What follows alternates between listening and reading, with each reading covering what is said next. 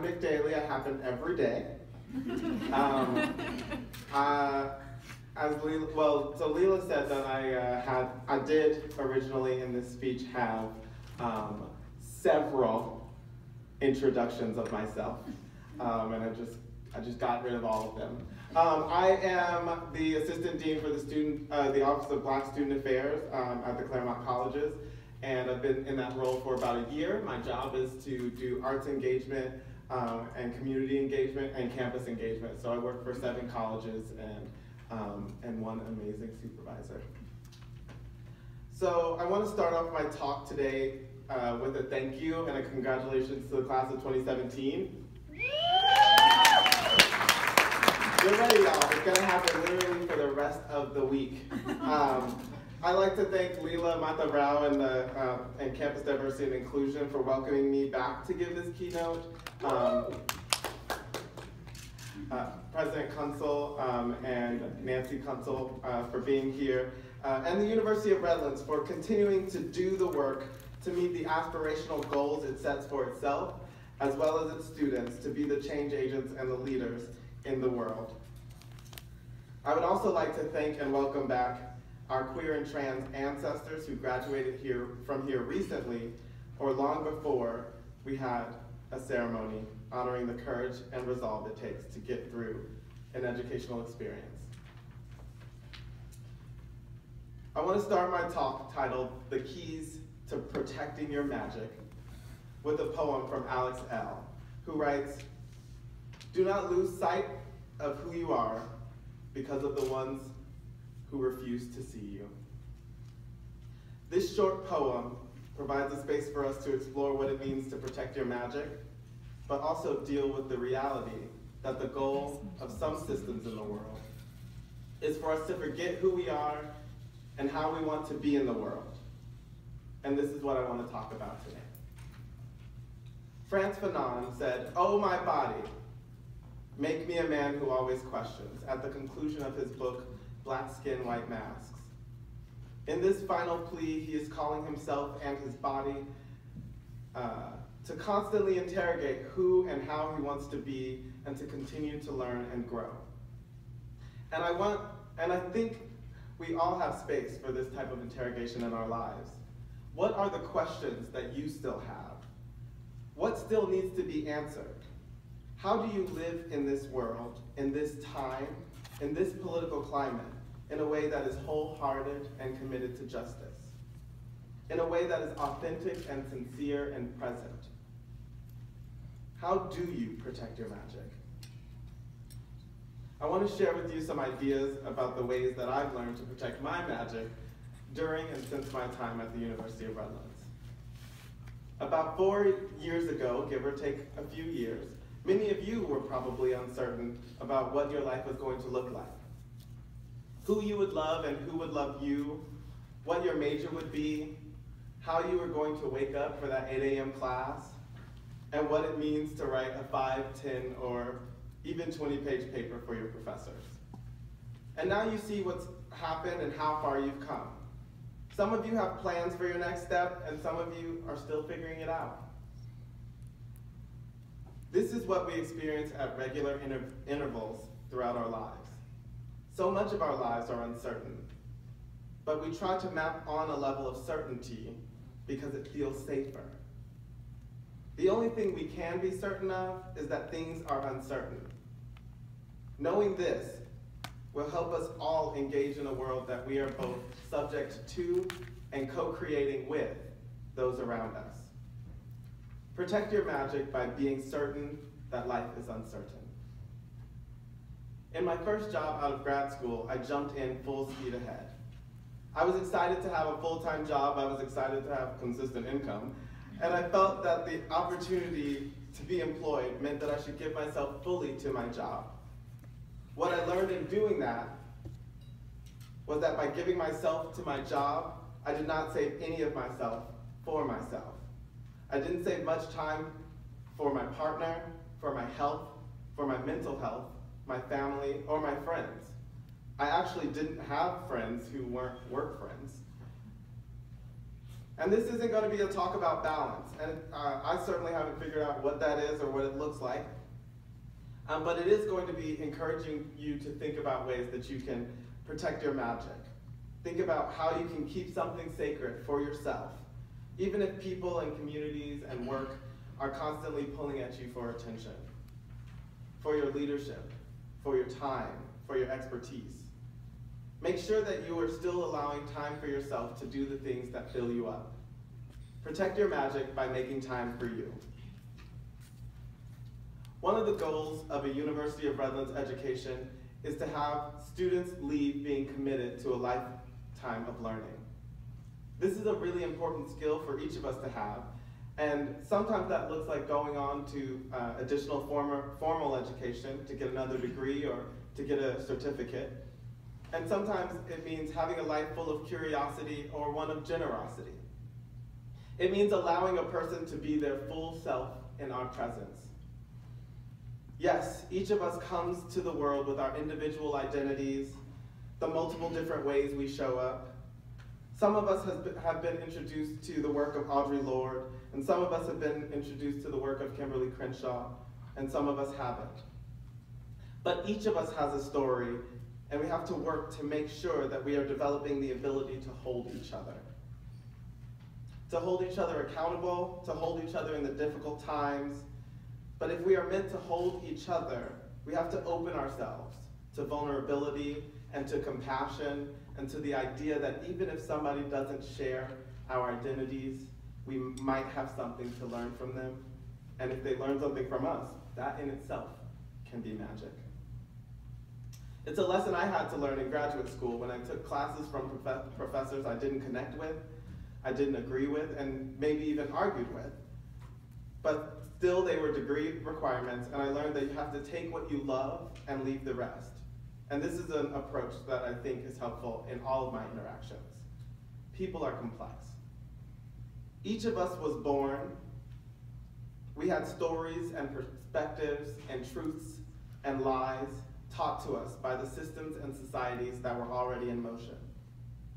Some of those stories are stories that celebrated the identities that we currently inhabit, and I bet a lot of those stories we were taught told us that people who are like us aren't good enough, aren't pretty enough, or deserving of love and safety and belonging. And those people, those babies, who were told these stories began to believe them. They did not invent those stories themselves. They were born into a system that was already in motion, and they were good learners. We have to do the work of unlearning these stories ourselves, while also supporting others in their learning and unlearning about what it means to be in the world and of this world. When it comes to people and things, take what you love and leave the rest to protect your magic. Nearly 10 years ago, I began living life through my life philosophy, Love Served Daily. A central tenet of Love Served Daily, which is the consistent pursuit of happiness for self and others, is compassion. And I have had the opportunity to build capacity around compassion through many personal and professional experiences. Love is a guiding principle of how we should move through the world. Although Love Served Daily has been a guiding principle of mine for most of my adult life, it's still aspirational. It encourages each of us to recognize that we're on our own journey, and it'll always be important to challenge ourselves and others to do better and to be better allies and advocates. And it's also important to acknowledge that each of us is on our own journey. We should engage folks through a lens of compassion, especially when their beliefs and their values bump up against our own. Exhibiting compassion allows us to affirm and protect the human dignity of all that we encounter, while acknowledging that we still need to hold people accountable. Protect your magic by being compassionate to yourself and to others. We all have to learn to trust ourselves. For me, trusting myself meant believing in my own personal capabilities to do what was entrusted to me. It looked like pushing back against the idea of stereotype threat or the imposter syndrome the idea that I was just making it up as I go, and that one day people will see through my guise, that they would see through the work that I pretend to be good at and realize that I was a fraud. Artist, performer, and author Sonia Renee Taylor has an amazing quote that really helped me think through the ways in which I let the imposter syndrome take root in my mind and help me unearth that. She says, "My imposter stuff lives in the realm of comparison. It's still about my power, or lack thereof, in relationship to other people, rather than the simple fact that it exists on its own, inherently, and it's immovable. It's immovable no matter what is happening around me." In this age of social media, being constantly connected to our friends and our peers who are not only telling us about the graduate schools that they got into, the dream jobs that they have, and how they're getting engaged to their partners, we are prone to over-comparison. But what we also know is that we only have the view into people's lives that they give us. Our perspectives are shaped by these positive expressions of what's going on in people's lives, yet we don't hear about the breakups, we don't hear about the awful fights, and we don't hear about the multiple grad schools people didn't get into. At the end of my graduate program, I applied for 44 jobs before I got a second interview. I was offered the 41st job I got 1 month before I was to become not only homeless, but jobless in a state that was not my home, and while in a 3-year relationship with a partner who was loving and caring and supportive, but who had also been unemployed for 9 months. This story is not one that you would hear on Facebook. I didn't go on Facebook, I didn't go online and say, I applied for 44 jobs, and I settled for the job that would be hard. Instead, I went on and I said, guess what, everybody? I'm moving to Ohio. So how do we make sure that when we are out in the world listening to and celebrating our friends' wins, that we aren't allowing those celebrations to shape and color and impact the ways in which we understand our own life and our own experiences? Protect your magic by celebrating your wins, but not comparing your life to that of your peers. The last story I want to leave you all with is one that is encouraging you to be however you are comfortable to be. Many of you have heard the mythology that Black communities are more homophobic, more transphobic than other communities. When I was applying for the job that I'm currently in, where I work with students of African descent, I had someone I thought to be a mentor ask me, are you sure you want to list all the ways that you provide support for LGBTQ students? Are you sure you want to talk about your queer identity in your cover letter? She wanted to know if I wanted to be truthful about who and how I am in the world, because she wanted to protect me. She believed the myth that Black communities are more homophobic, more transphobic than other communities. She said, you can talk about that stuff, but maybe just wait until you get the second interview. Maybe just wait until you get the Skype interview. But I didn't follow that advice.